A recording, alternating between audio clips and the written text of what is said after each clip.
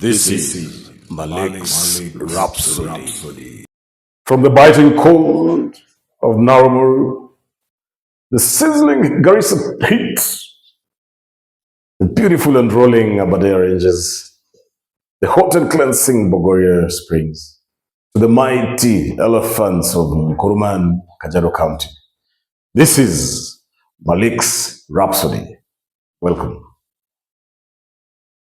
Ladies and gentlemen, we started off our runs on YouTube with episode 1, where we basically asked the question, what is it being Kenyan? What is the identity of being Kenyan? What makes you feel a Kenyan?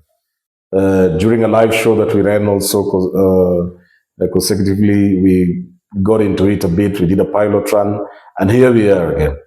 This time round, we're going a bit deeper, ladies and gentlemen, and we're asking, what does it mean to belong to a tribe? What does it mean to belong to a tribe? A tribe is defined as a community of persons who identify by maybe particular background, common language. A tribe is beautiful, a tribe is good, because every human being is a social animal.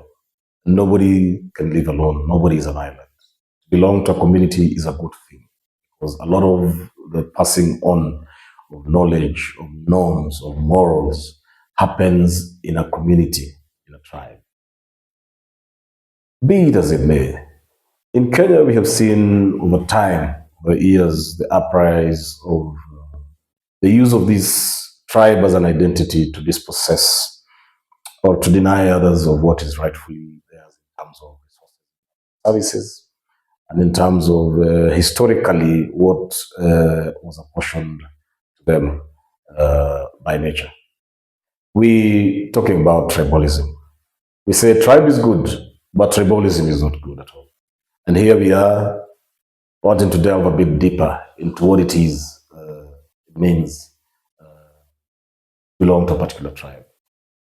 Cross the border to our neighboring country, Tanzania, and it's shocking when you realize that they have more than 100 tribes, and rarely will you ever hear them push and pull, and that's that kind of situation getting escalated to a point where even we who are the neighbors here get to know about it. Rarely. Compare there are more than 100 tribes to our 42, but we make headlines every so often, every electoral cycle. Everyone out there says, let's see what is going to happen to Kenya this time around. And they all know that our fights, that our push and pull take an ethnic angle or a tribal angle, which is sad in 2025. So I ask here today, what does it mean to you to be a member of a particular tribe? We go back to the colonial times when the white man fell, or rather came onto Africa and decided to, amongst themselves, to split Africa up.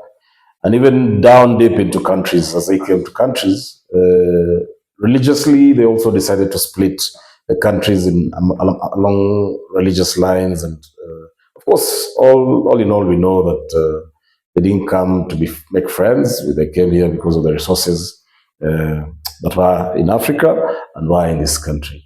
And the reason why we go back to the colonial era times is because a lot of the colonial relics, manifest themselves in tribalism in the modern day Kenya.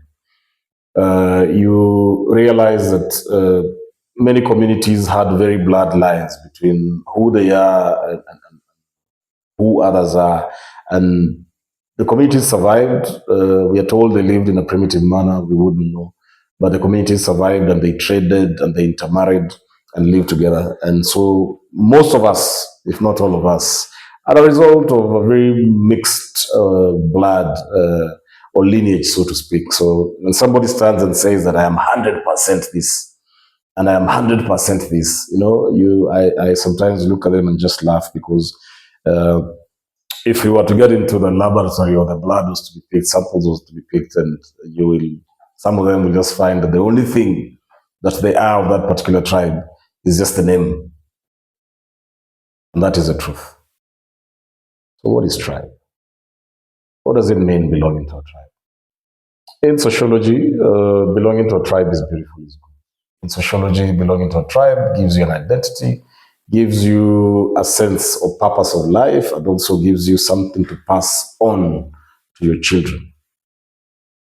We look at the way the country is stratified in terms of tribe and regions, and things like that. And very, very interesting story. You look at how when the missionaries came into this country, and I think they sat down, we're told they sat down and divided up the country amongst themselves. And so that we find, you go down to Embu and Meru areas and counties, you find the Methodist Church is predominantly there. You go to the sides of Kisii and you find that SDA is very well rooted there. You go to Kikuyu land and find PCA, and other churches also got their way there. And you find the Catholic Church in Lunyanza, in these areas and that, and even in Siolo, a place like that. And these are colonial relics, and we're not here to ask whether what was done was good or bad, but the reason why we are mentioning them is because they have an effect, or rather, they had a direct effect to what it is that we are today.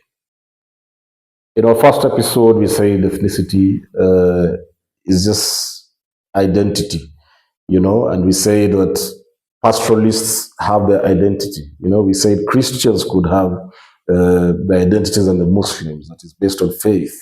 And pastoralists will do it based on, a common, way of culture and, livelihood, so to speak. And sociology is interesting because you'll find one person can identify in as many ways as possible, because I could be a pastoralist and Muslim, or pastoralist Christian, or pastoralist this, or you could be, a Nilot, so to speak, a Nilot, but Christian, and someone else is a Bantu, but then also Christian. So there is cross identities that we come across in the lives of one human being. So we ask ourselves again, what is tribe? And why is tribalism so deep-rooted in this country? I'm at pains to draw a line between the politics of this country and the issue of tribalism, and the issues of tribes and tribalism. But then the two of them are so intertwined, dating back to the times of, when the white man was now coming to an end, the white man's reign was coming to an end. And we then are told that we got independence, and what followed next was filling in the vacuum that the white man had left. Remember, this white person had permeated all spaces and places in terms of administration, in terms of the management of our daily, day-to-day lives, our livelihoods, and everything, even faith, way of worship, and all those other, our education and everything else. So when the white man left, we were left to manage our issues, and the first thing policy that was set down was the Africanization policy, which in simple terms just stated that it was time that the indigenous Africans took over the enterprises, the agencies, the development organizations that were previously run by the white people, because what was independent if we would still remain with the same faces running these enterprises? And a lot of experts, talk about that particular period during the Africanization of enterprises, both public and private, and they refer to that period as a time when the tribal angle took on a very southwards trend, because what happened is it happened excuse me, It happened that the tribe that the president belonged to, the then president, the first founding father of this country, ended up with, the longer end of the stick. It is said that ended up getting uh, into a lot of these enterprises at the cost of other tribes. And from there, Kenya never looked back, and we agreed and decided then to be a tribalistic state.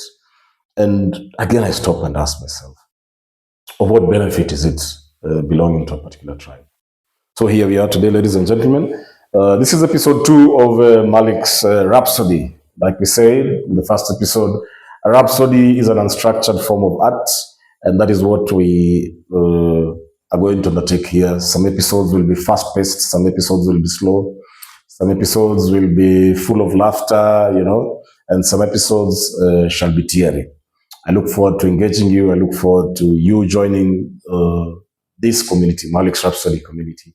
And let's keep on talking about these things as usual. I open up all the lines. Tell me, what is it? What is it? What is tribalism? What is tribe according to you? What are the pros and cons of belonging to a particular tribe? So that now we shall talk about what is the future of Kenya with a background or in the background of tribes and tribalism. As always, very grateful to God and to you, my watchers and listeners. Join me in this journey. I am much elated, and may God bless you. Shukran.